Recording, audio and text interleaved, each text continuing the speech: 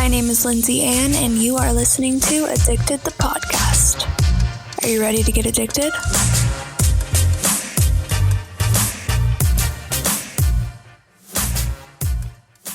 My name is Lindsay Ann, and you are listening to Addicted the Podcast.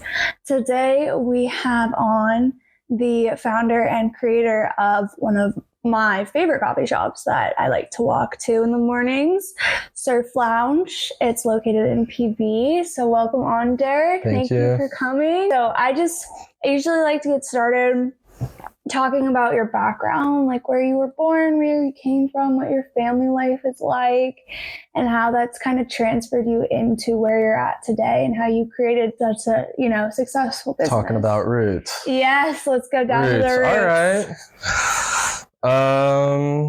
I'm Derek. I own Surf Lounge, and I have a business partner, Alex. Mm-hmm. He's at Surf Lounge working right now. Thanks for letting me leave work. And yeah, we're doing Surf Lounge. So it's kind of weird. It's like community lifestyle type of thing that we're doing for the local community. And I guess that stems from my roots, at least from where I came from. I grew up in Arlington, Virginia. I was one stoplight from Washington, D.C. I was actually born in Washington, D.C. Okay. And grew up going to public schools there, very diverse crowd, and everyone was like welcoming and friends and helped each other out, which was really awesome. Yeah. Strangely enough, DC culture really isn't like that in general when you grow up as an adult. So it's kind of strange how that worked out. There's definitely some local community still there, but it's one of those neighborhoods that's been changing a lot. Yeah. And yeah, both my parents were close by, and they're rad. They're actually in Australia right now, going on there traveling. They just retired from their jobs. And I don't know, what do you want to know? Like my schooling, or like just kind of the location of where I grew up? Or I mean, everyone when they grow up, right, things that happen in their life kind of shape them to who they became today and who they are today, and their ambitions and what they do for a living and things that hold them back, from doing things. So just kind of jumping into like getting into the deep roots of, what was your family like? Are you an only child? Okay, yeah. So I have a sister, and I really don't talk to her too much, actually. It was a long story with her. She's had some mental health stuff, so kind of like put a little strain on the family. We're all good now, of course, but and my dad's an economist, so he thinks like very logically. He works for the federal government. He was an economist, and for the IRS doing analysis work. So everything's like logical. Yeah. Which everyone's like, oh, he must do his own taxes. Like, my dad doesn't know how to do his taxes, and he works for the IRS. So it's like, that doesn't mean, certain things. Yeah. But he thinks in a certain way that just, what is efficiency? His whole thing was like efficiency and that sort of thing. So definitely want to live an efficient life. Yeah.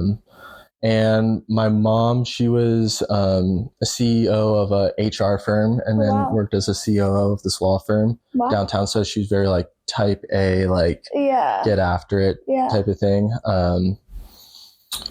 But at the same time, they're both like really relaxed. They like just going on hikes, living a simple life, nothing like over the top. It's always been work hard and you will get what you want. And that's, you shouldn't want much. So you don't need to live in excess to, be fulfilled, which I really appreciate that they raised me like that. So like right now, it's like I'm starting Surf Lounge, and Alex and I are doing it for the lifestyle. Like no one that owns a surf shop will ever tell you you're going to get rich by owning a surf shop, or like, a startup coffee shops. Like that's not our thing. So I kind of take from that a little bit from what my parents taught me. And then my grandfather, actually my grandparents on my dad's side immigrated from Argentina. Okay. My grandfather's an architect and really liked art. So growing up, I'd always go to museums with him every single week, every Wednesday, like early release day. I'd go with him and check out the free art museums in DC, which is a very special thing to have there. Yeah, that's awesome. So at what point then did you move to San Diego or California? I moved here a couple years after college. went to school in New York, and I came out here in 2015. Okay. So coming up to 9 years now. Oh, wow. Yeah, that's a long time. Yeah, been here a while. So it does feel like home to me. This is my home. Yeah. Been here long enough where it's like, I've seen pretty much all parts of the city, even the bad parts, and the really nice parts, and everywhere in between, west and east side. So, and you clearly are making it your home. You're opening a business, and with Surf Lounge, when did you guys open? We open, let's see, we're coming up to 3 years having rented the spot next month. So, awesome. Well, congratulations. Yeah. So leading up to Surf Lounge, how did you and Alex create the idea? Where did it come from? How do you just decide we're going to create a surf shop and coffee shop all in one? Right. I've always wanted to own a surf shop. Even when I was a kid in Virginia, I always had fun surfing. I was like, why not have a job that's fun? It'd be so cool. And you always see the TV shows as a kid, Rocket Power or something like that. You're like, dude, these guys are so sick. Let's do this. Yeah.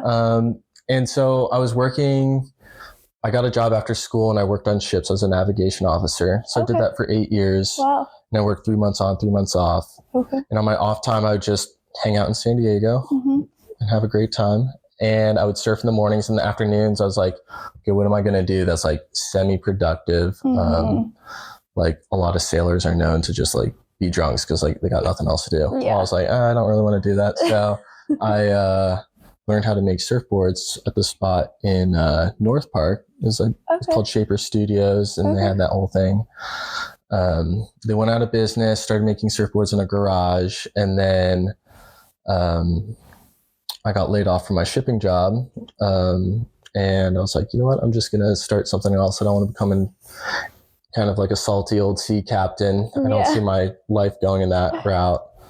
So I was like, okay, I know how to make surfboards. I love it all. And I knew coffee would be a great fit for having it on a surf shop. Okay, that definitely brings in a community aspect. It definitely brings in a money revenue aspects, got to keep the lights on type of thing. Right. So I still got to make surfboards at the shop, and we have to have coffee. So I talked to Alex, who's a friend at the time and now business partner and friend. Hey, do you want to go in on this business with me? And he was kind of looking to change up his life a little bit too, and want to set some roots here and that sort of thing. So we're okay, let's go in on this business together. So Alex has a great palate and taste. So he's in charge of the coffee, and I'm in charge of kind of the surf shop side of things. Yeah. And everything else in between, it's a mix of who does what and who's better at doing something, who's better at doing something else. So you kind of just winged it. Wung it. Yeah. So wing it or wung it? Yeah, we wunged it all right. And I mean, it was it's definitely a leap of faith. It's this is what we want to do, and we just have to keep in mind, be realistic with ourselves of hey, we still need to survive, and in modern day that means make money. So it's we still need to make money at this business. So yeah, you have to make some compromises. If it was up to me and him, we'd just be hanging out in the shop all day, and when the surf got good, go surf, and our friends would just hang out. It's okay, well, we do have to sell things, and make sure we pay our taxes, and all that type of stuff. How long did you know Alex before you got into business with him? A year and a half. I think year and a half, something like that. Yeah, we just met through a mutual friend. They're just biking by my house, and I was just hanging out. I wasn't on the ship, and they're yeah, you want to hang out? It's just a random Wednesday. It's yeah, I got nothing else going on. Let's go surf. That's kind of crazy. You've known someone for a year and a half, and you're willing to go into business with them. I feel jumping into a business with someone, is like a marriage. It's it's a big leap of faith for you financially, for you emotionally, stability wise. So were there any fears going into that? Any thoughts of? I had no fears going into business with Alex. No. That's awesome. I was we both had really good intentions going into the business. It's we trust each other. we both like want to live our dream lives and like, hey, let's make that, like, in order for us to do that, we have to be like working together. Yeah. So, I mean, we each live separate lives in a, sense. And at the same time, it's like our business is like definitely very much like we know what's going on with each other all the time, which is cool. That's good. But yeah, I mean, I trusted him and it's just me and him. We don't have any investors or anything like that. So it's like, oh, wow. It's just our skin in the game. So it's like, that just like makes us like stay real with each other. It's like, hey, like we're 50-50 on everything and we put 50-50 in on it. So it's like when you're relying on yourself, you're going to put 100% effort. And I think since we both did that, like we have a good ethic of like wanting to make this work. Definitely. Yeah. That kind of surprises me. You don't have any investors. I feel like being a small business and trying to break even on anything, make any money, like investors are an important factor. So is there a reason why you guys don't have investors? Do you want them? No, we're just like straight up punks. It's like, we don't want a boss. Like we want to do our thing and that's what we're going to do. Yeah. Like we're just kind of like punk rock like that. So it's like, yeah, I just don't want that. And, as Surf Lounge expands, like we probably won't have investors, but we'll probably have to like get a loan or something like that if we want to like do another location or something like that to help start it off, which, it's us investing in ourselves and like trusting us and someone else trusting like, hey, we'll give you money at this rate. Yeah. But we don't have, we never wanted to be like, hey, like, do you want to be a part of Surf Lounge? Because it's a very hard concept to kind of convey to other people what we do. Which is, the longer we're in business, it's like the more refined what that definition of Surf Lounge is. So it's easier to like sell to people as far as like, hey, opening up a second location or somewhere else. Yeah. But what it comes down to basically is Alex and I making community around our lives and, making a little money off that. Yeah. So. Which you guys do a good job at. You have awesome parties and community gatherings. So where did that idea came? I assume from the whole community aspect, but you guys have tattoos going down at your parties. You have live punk music. Rock. We just want to get crazy and have a good time. Yeah, it is like. Do you have permits for that? Have you guys ever gotten shut down? No permits. None are needed to throw a party, and it's just kind of become like a neighborhood party that we have every now and then. The only thing that we are doing is like making a lot of noise. So we our last party, someone actually called in a noise complaint on us. And I think it was called in at 8:15. The cops didn't show up till 11:15. And the parties end at 9. So it's like, it's like a Saturday night. It's like, hey, at least like let us make noise till like 10. Till 10, right? Like 10 seems like a very reasonable. And like, I'm always like flickering the lights at 9, like, all right, guys, like whatever, like finish up the last drink you brought with you and like get out of here. Yeah. And then West End down the street pops off. So the parties, like we had a friend, like a barista friend that worked for us, Mads, and she had some friends and like, hey, like let's have a party with like vendors and stuff. It'll be like really good for the shop. And she knew some really rad people, including this guy that used to work for Sierra Nevada. And he would just bring in like beer for free. So we give out free beer. So it's like, no permit for that. Like we're just having a party. Yeah. We had friends that were in bands and be like, hey, like, do you want to play for us? Like, we literally have no money. Like, we're not paying for this party. It's like just a neighborhood party. It's like, if you're friends, let's just have a good time. So they would come, and then, the vendors made a little money, and then we're like, oh, let's get a tattoo guy in here. That'd be so rad to have a guy doing tattoos. So we got our friend down the street, Mikey G, to come in, give us some tattoos. And ever since then, we kind of kept with that formula, and we've had a great time. That's awesome. So, and like we have donation based type of stuff. So like now it's like, we do throw the band a little bit of money. So it's like, hey, they can bring in a little bit better sound system and stuff like that. Yeah. But Alex and I are really trying to keep it core of like, hey, this is just our neighborhood, and it's our neighborhood providing for our neighborhood. Right. So, and we just kind of let people use our space to do that and give the shout out to everyone in the neighborhood. Since everyone goes to our local coffee shop, like it's happening on this day, like make sure you're there. Like it's going to be a great time. Like you'll see people that you don't know that live a block away from you. Yeah.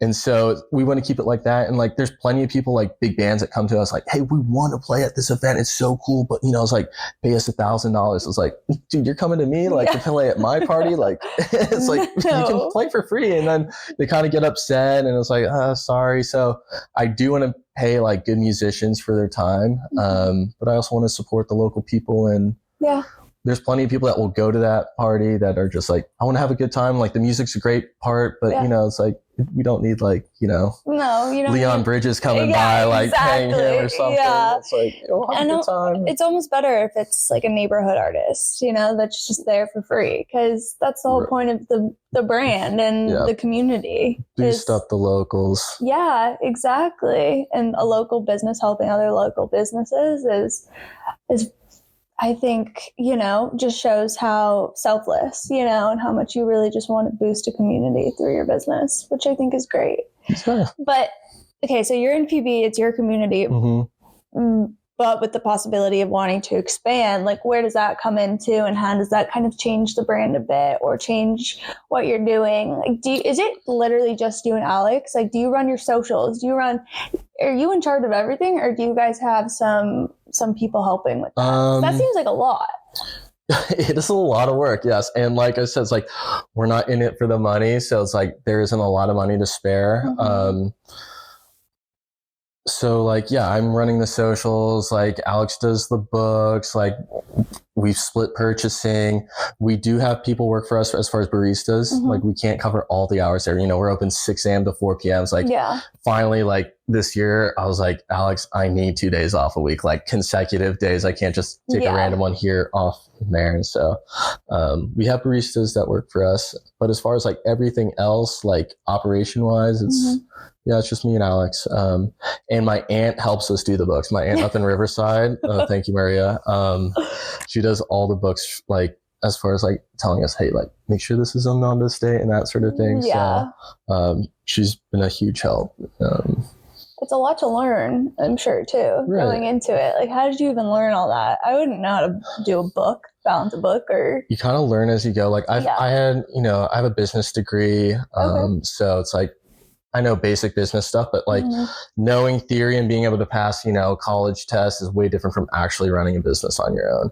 And you just learn as you go. And it's like, you have to accept like you're going to make mistakes, like, and mistakes cost money, and like, even more important, cost time. It was like, I hate wasting time. Like, you can't buy that. You can't make it. It's like, time is time. So, it's trying to be efficient to do all the tasks and like trying to find what each one of us does and have an understanding that mistakes are made, time is lost, and some jobs that are supposed to take like X amount of hours take 5X amount of hours, you know, and you just got to be cool with that. And learn from your mistake of like, okay, like, am I not doing that job again? Or have I learned to do this job? So it takes just 1X now. Yeah, exactly.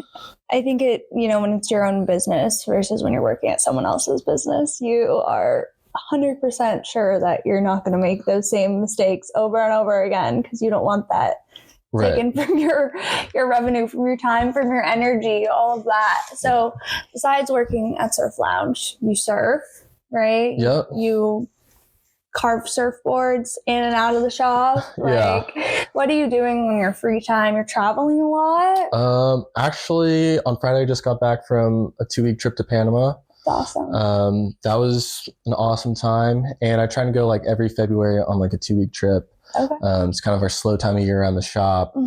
And so last year I went to Peru and this year I went to Panama. But I also like hiking. I like do a lot of backpacking. I grew up backpacking in the Appalachian Mountains. I did like 400 miles of Appalachian Trail one time when I was off the ship. So oh my gosh. Yeah, like I'm like kind of into it. So I always do that with my high school best friend, do a trip every year, like 3-night trip somewhere. And yeah, I mean, surfing and just hanging out at Surf Lounge consume a lot of my time. I've been going to the gym here, Ocean Pacific Gym. So really getting into the sauna this year. That's been great. And cold plunge. Cold plunge.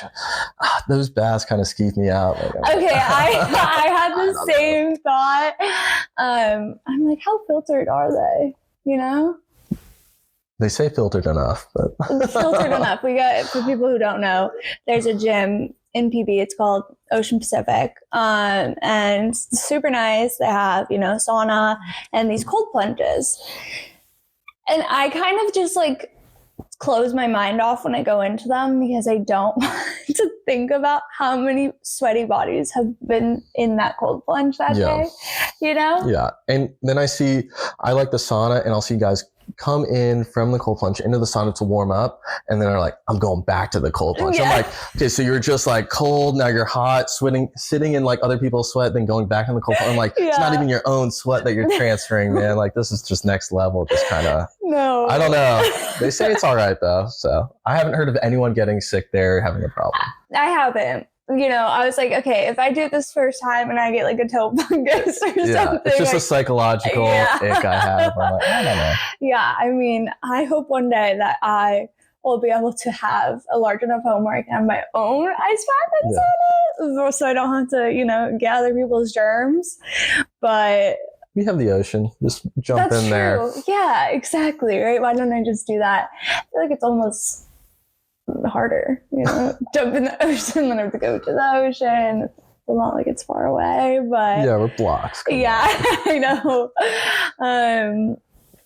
So no, I mean, that's awesome. It sounds like you have a lot going on. It sounds like, you know, you're on a path to success. How long did it take you, can I ask, to break even? Like, were you putting a lot of money in before you got any back? Yeah, it took us about just over a year and a half to really break even on it. That's really not that bad. Yeah. So, I mean, we were very frugal at like spending money on the spot. And that also means not making a lot of money at the beginning. It's just kind of hand in hand type of thing without having investors. It's like, that's where we're at. Yeah. But yeah, it didn't take long to break even. We were, you know, we kept in mind being smart with our money. So it was just one of those things you got to stay on top of, and you can't let the dream overconsume reality. Right. It kind of like kept us in check, and Alex is like way better at like checking that than me, and I'm more like oh, let's do this, like this would be so cool if we had this in the shop. And you know, he still does that too, and I still have to be like, dude, like we just can't like your do eyes that are bigger than your bank account. Like, that would be so rad to do, trust me. But you know, whether it's a bank account or just times like, oh, we should build this for the shops, like, okay, like do we have 2 weeks to build something extravagant that will just look cool? Exactly. Like, probably not. Okay. At the same time, that's like why people come to Surf Lounge, because things like just doesn't make sense. You know, people go to spots that don't make sense because it's intriguing, it's engaging, and that's kind of like the art aspect of what I like about life. It's like what I like about art. It's like it captures you because there's no point to it except to like try and make you think or be happy or be like, you know, appreciate something differently. Yeah, no, for sure. And you guys always have good food vendors and outside on like Saturdays, I think. Or it's change it up a bit. It's you know, it's like random when we have these pop-ups. Other people have schedules and other things, and when we get someone. So it's kind of cool. People will just be driving by and be like, something's happening at Surf Lounge. Circle the block. Like, we got to find a spot, like chill out, or you walk by. And we always blast it on our Instagram on Surf Lounge Repeat. And yeah, we just try and get local vendors to come in. So we've been having this makers market come by kind of recently, frequently. We're trying to do every first Saturday of the month with them. This girl Layla down in the Tormo parking lot would knit hats after and before she surfed. Really cute like hats with like waves on them. Yeah. And she was selling them in the shop, and she has her own business going with that. Very cool. And she's like, hey, I have a bunch of artist friends and we want to have a makers market. It's like, okay, come by on Saturday, and you know, we'll put the poster up in the window. We'll tell everyone that comes by the shop, like, hey, if you're interested, come by. Yeah. And so we've had a lot of success with that. So we're trying to see how that goes. Unfortunately, like last time, it's like people come to the event and then they kind of like aren't polite to the neighbors. Like they park in their parking spots, like the paint store parking spots, or like the Gelson's parking lot. And like you know, it's kind of upsetting to see. And then it's like even more upsetting when your neighbor comes by and is like, hey man, that like wasn't cool. Like that's a really embarrassing feeling, you know, like Alex and I are really trying to do good to the community, like lift people up, not like drag people down and like upset people. Right.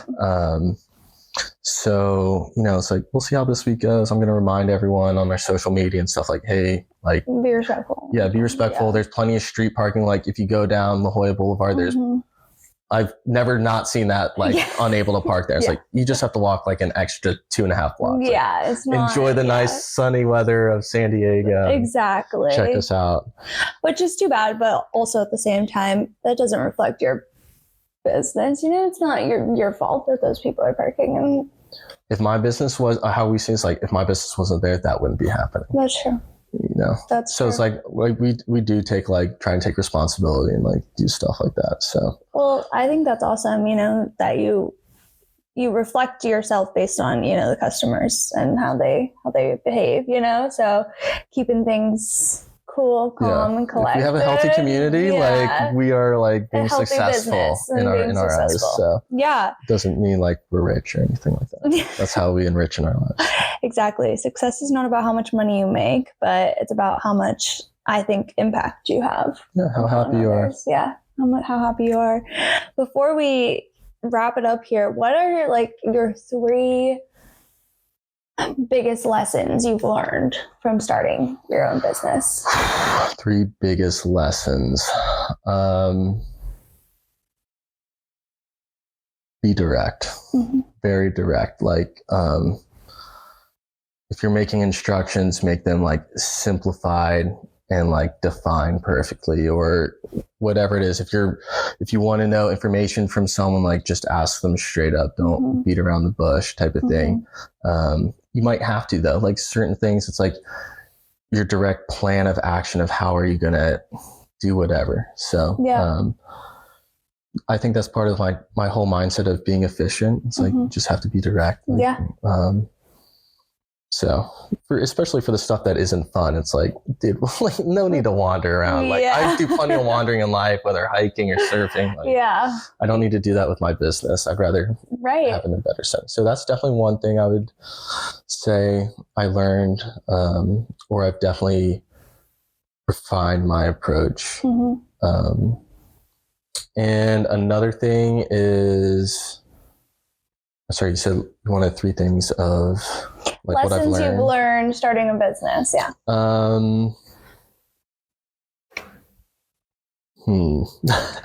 There's some ones that like I almost don't want to say because it like make me sound like kind of like mean or something like that. But I'd just say like you definitely look out for yourself. You know, like don't trust that other people always have your best intention. And so it's like, you have to look out for number 1 always. Yeah. And that's kind of like a hard thing to do if you're like trying to be nice or something too. It's like, make sure you're like nice to yourself first. Yeah. So, and thirdly, what else? You just have to make sure you're having fun. Like business is like making sure I'm having fun. You know, I read that book from Yvon Chouinard that started Patagonia, and it was kind of like I was reading, I was like, man, this is really inspiring. This guy like made a business, and kind of like what Alex and I are trying to do at Surf Lounge, where it's like we're trying to build it around the life that we're living right now, and then helping other people also live that life because like we think it's a great life. So it's like whether that's having like a cool custom surfboard or like you know, an environmentally friendly, healthy like cup of like butter coffee or something like that. I was like, okay, that's rad. Like, so make sure, you know, you're having fun doing that still. Like, there's no need to not have fun. That is true. You will compromise other things, but I mean, that's like one of the main things like we're in business for. Yeah. I think with anything that if you choose to embark on something, you should be passionate about it, and it should be something you want to do, or else there's no way to become successful if you're not enjoying it, right? You're going to be miserable, you know? But I think those are some great tips, and I hope that everyone like got something from it and is inspired, as I'm always inspired talking to people who've created something for themselves, because it can be scary and it can be challenging, and putting yourself out there and creating something, trusting yourself, creating something that could fail, but it clearly hasn't failed. You're doing great. Where can all of the listeners find you guys? What's your Instagram? What's your address? Where should they go? For sure. I would say come to our shop. Yeah. It's pretty rad. It's in North PB on Turquoise Street, 763 Turquoise Street. Mm-hmm. The building has roots in the surf community, actually. Gordon and Smith Surfboards started there back in 1959. Very cool. They're still in business. We still do business with them. And you can find us online at surfloungerepeat.com. Mm-hmm. We have some products on there, like information about the shop. And we're on Instagram at Surf Lounge Repeat. And we have a triangle logo. And we update that pretty much daily and give the shout outs of when we're having a party or an event. So that's the best way people kind of keep up with shop news if they can't come and grab a cup of coffee or just come in and say hi and walk by, see what's happening, just read what's on the poster board and, see what's happening. Awesome. Well, I hope everyone goes and visits Surf Lounge. It's actually very good coffee. I will say myself, I walk Levi there often. I've met Alex before, but I don't think I've actually ever met Derek in person. So, I'm behind the scenes shy guy. So I thought this was only voice and now I'm on video. So I don't know. It's okay. You know who I am. You will be great. You'll be great. Thank you for coming on. I really appreciate it. This has been so much fun. And thank you guys for listening. Yeah, thanks for having me. Of course.